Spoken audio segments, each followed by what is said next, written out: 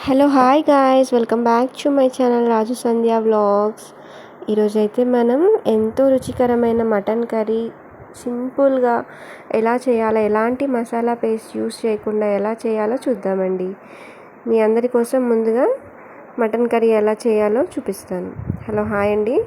And చాలా సింపుల్గా అయితే మనం ఈ మటన్ కర్రీ అయితే చేసుకోవచ్చు. దానికోసం మనం ముందుగా 1/2 kg మటన్ అయితే తీసుకుందాము. అండ్ ఇప్పుడు స్టవ్ ఆన్ చేసేసుకొని కుక్కర్ పెట్టేసుకొని ఒక 2-3 టేబుల్ స్పూన్స్ వరకు ఆయిల్ అయితే వేసుకోవాలి. ఆయిల్ వేడెక్కిన తర్వాత ఆనియన్స్ అయితే కట్ చేసి పెట్టుకున్నాం కదా, పచ్చిమిర్చి, టమాటో, పుదీనా ఇవన్నీ కూడా అందులో వేయాలి. ఆయిల్ అయితే వేడైందండి. ఇప్పుడు మనం ఆనియన్స్ కూడా, పచ్చిమిర్చి కూడా వేసేసి బాగా ఫ్రై చేసుకోవాలి. ఆనియన్స్ అయితే బ్రౌన్ కలర్ వచ్చేంత వరకు సిమ్లో పెట్టి అయితే ఫ్రై చేసుకోవాలి. మనం ఆనియన్స్ అయితే ఫ్రై అయ్యండి. ఇప్పుడు పుదీనా కూడా సన్నగా చుంచుకొని మనం అందులో వేసుకొని ఫ్రై చేయాలి. ఆనియన్స్ అయితే బ్రౌన్ కలర్ వచ్చేంత వరకు మనం ఫ్రై చేసుకున్నాం కదా అండి. ఇప్పుడు 1 to 1.5 స్పూన్ వరకు అల్లం వెల్లుల్లి పేస్ట్ అయితే వేసుకొని అది కూడా బ్రౌన్ కలర్ వచ్చేంత వరకు మనం ఫ్రై చేసుకోవాలి. ఇప్పుడు 1/2 స్పూన్ వరకు పసుపు అయితే వేసుకోవాలండి మనం. తర్వాత 1/2 స్పూన్ వరకు గరం మసాలా, 1 స్పూన్ ధనియాల పొడి కూడా వేసుకొని బాగా ఫ్రై చేసుకోవాలి. మటన్ కర్రీ అనేది ఇలా చేయడం వలన చాలా సూపర్ టేస్ట్ అయితే వస్తుందండి. మీరు కూడా తప్పకుండా ట్రై చేసి చూడండి. అండ్ ఇవన్నీ కూడా ఫ్రై చేసుకున్న తర్వాత మనం ముందుగా కట్ చేసి పెట్టుకున్న టమాటా ముక్కలను కూడా వేసి ఫ్రై చేసుకోవాలి.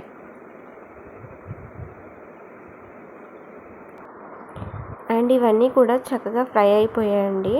అండ్ మనం వాష్ చేసి పెట్టుకున్న మటన్ అయితే అందులో వేసేసి బాగా కలుపుకోవాలి. మొత్తం అంతా కూడా సరిగా కలిసేలా కలుపుకోవాలండి.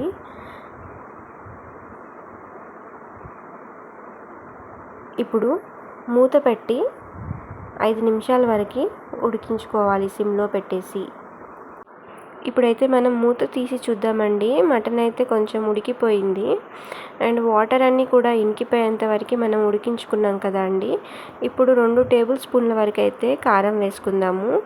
తర్వాత 1 టేబుల్ స్పూన్ వరకు ఉప్పు వేసుకుందాము. వేసుకొని బాగా కలుపుకోవాలి. బాగా కలుపుకున్న తర్వాత పీసెస్ అన్నిటికీ పట్టేలా కలుపుకోవాలి. బాగా కలుపుకున్న తర్వాత మనం వేయించి మిక్సీ పట్టి పెట్టుకున్న కొబ్బరి పొడిని అయితే వేసి కలుపుకుందాము. నేను ముందుగానే ప్రిపేర్ చేసి పెట్టుకుంటానండి. అన్ని కర్రీస్లో కూడా యూజ్ అవుతుందని వేయించి కొబ్బరి పొడి అయితే పట్టేసి పెట్టుకుంటాను. అండ్ ఇదంతా కూడా మనం బాగా కలుపుకోవాలి. పీసెస్ అన్నిటికీ పట్టేంత వరకు మనం బాగా కలుపుకోవాలి. అండ్ ఇప్పుడు 4 టేబుల్ స్పూన్ల వరకు అయితే పెరుగు తీసుకొని మనం పెరుగు కూడా యాడ్ చేసుకోవాలండి. పెరుగు వేయడం వలన టేస్ట్ అనేది చాలా సూపర్గా వస్తుందండి. మీరు కూడా తప్పకుండా ఇలా ట్రై చేసి చూడండి. అండ్ ఇప్పుడైతే మనం మసాలాలు అన్నీ కూడా వేసి పీసెస్ అన్నిటికీ బాగా పట్టించాం కదా అండి. ఇప్పుడు 1 to 1.5 గ్లాస్ అయితే వాటర్ యాడ్ చేసుకుందాము. వాటర్ యాడ్ చేసుకున్న తర్వాత కొత్తిమీర అయితే వేసుకుందాము.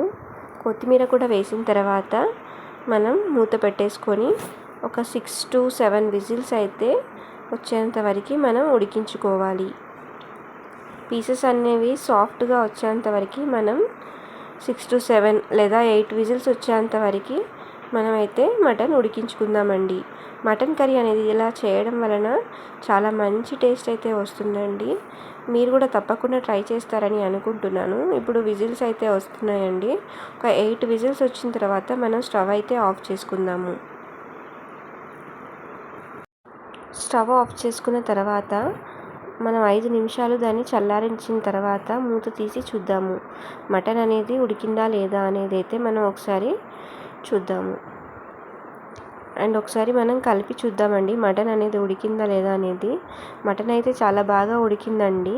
అండ్ ఇప్పుడు మనం సర్వింగ్ బౌల్లోకి తీసుకొని మటన్ కర్రీ అనేది సర్వ్ చేసుకుందాము.